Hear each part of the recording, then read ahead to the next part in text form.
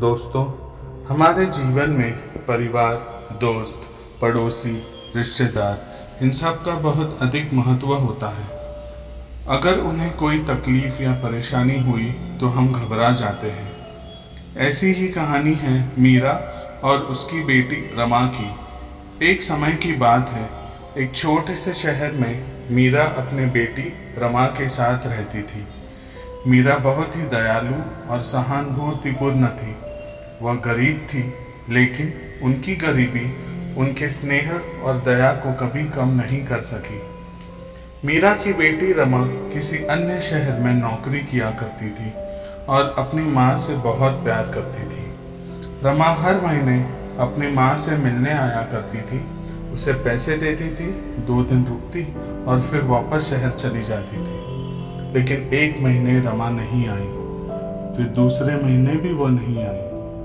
मीरा बहुत डर गई। उसने सोचा कि उसके पास पैसे तो है, लेकिन उसके बेटी का ख्याल उसे चैन नहीं आने दे रहा था। वह रोज बेटी का इंतजार करती, लेकिन रमा नहीं आई। एक दिन मीरा ने फैसला किया कि वह शहर जाएगी और अपने बेटी का पता लगाएगी। मीरा ने अपने सारे पैसे जमा किए और शहर के लिए निकल पड़ी। शहर में पहुंचकर उसने अपने बेटी को ढूंढना शुरू किया।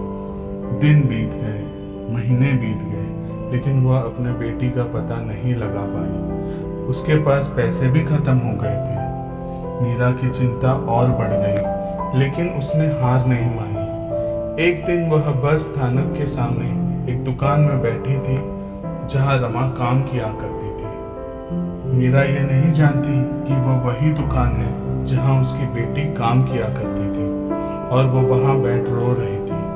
दुकानदार ने उसे देखा और उसके दुख का कारण पूछा। मीरा ने अपनी कहानी उस दुकानदार को सुनाई। दुकानदार ने उसे रमा के बारे में बताया। रमा ने एक हादसे में अपनी जान गंवाई थी। मीरा यह सुनकर टूट गई।